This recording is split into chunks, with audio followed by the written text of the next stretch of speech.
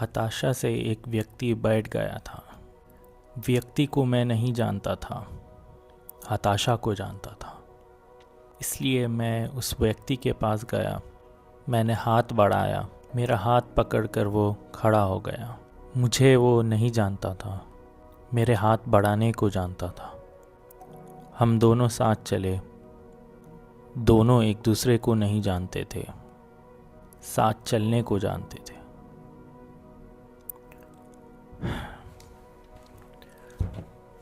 विनोद कुमार शुक्ल। मुझे लगता है हर आदमी को एक किताब लिखनी चाहिए, कम से कम।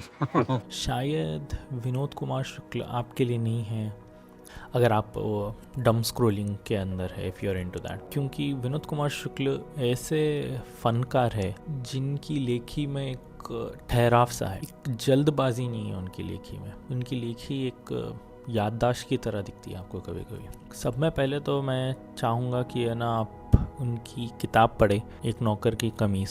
फिर उनके ऊपर एक मनी कॉलजी की भी एक फ़िल्म है, अगर देखना चाहे तो वो भी देख सकते हैं आप, लेकिन उसका प्रिंट आपको नहीं मिलेगा, but it has its own essence. तो वो है जो है ना विनोद कुमार शुक्ल चाहते थे, दैट एसेंस, वो आत्मा, वो मूवी में आपको कहीं, फिल्म में आपको कहीं दिखेंगी।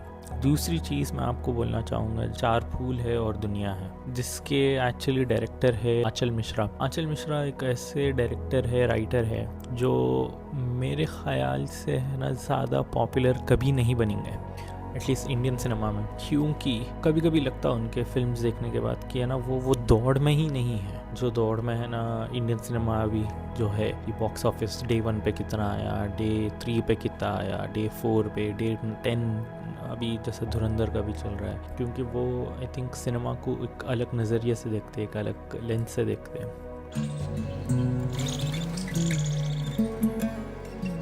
50 मिनट या 1 घंटे की जो डॉक्यूमेंट्री एपिसोड बोलेंगे या शॉर्ट फिल्म बोलेंगे, ये डॉक्यूमेंट्री मैं बोलूँगा वो लोग के लिए है जो बालकनी में कड़क सी चाय लेकर एक दोपहर और शाम का टाइम जो होता है वो जैसा गुजारते हैं, ये वो लोग के लिए है। उसमें जो शॉट्स है या फिर उसमें जो उनकी वार्तालाप है, ब्यूटीफुली शॉट है। वो एक ही घर के अतराफ में ही है, उनके घर पे है, छत पे है, 1-2 कविता भी वो सुनाते हैं उसके अंदर। ये 50 मिनट मेरे ख्याल से ये उन लोग के लिए है जो है ना सिनेमा को है ना महसूस करते हैं। जो आपका बचपन का देखा हुआ जो भूगोल है वो कहीं न कहीं स्मृति में लौट के आते रहना चाहिए और उसको याद करते रहना चाहिए।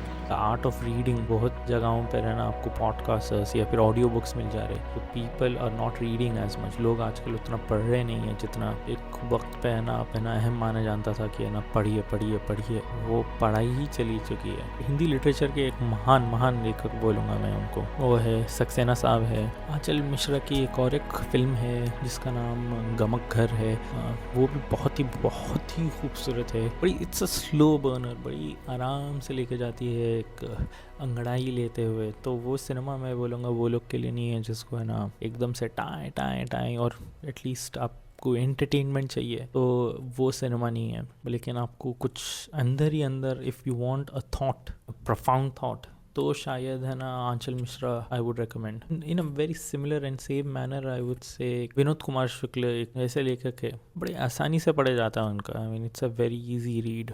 कुछ दिनों पहले विनोद कुमार शुक्ला का देहांत हुआ। मुझे नहीं लगता विनोद कुमार शुक्ल की ज़िंदगी या फिर उनकी आर्ट जो है उनका वो ऐसा बीता जैसा मेरे को लग रहा है, शायद पता नहीं क्यों। लेकिन मैं उतना हेडलाइन नहीं देख पाया उनके बारे में इंटरनेट पे। मे बी उनकी ज़िंदगी या फिर है ना later part of his life ऐसी ही गुजरी। क्योंकि भूलना एक प्रकार का बीत जाना है, याद करना फिर से उसको लौटाने की कोशिश करना।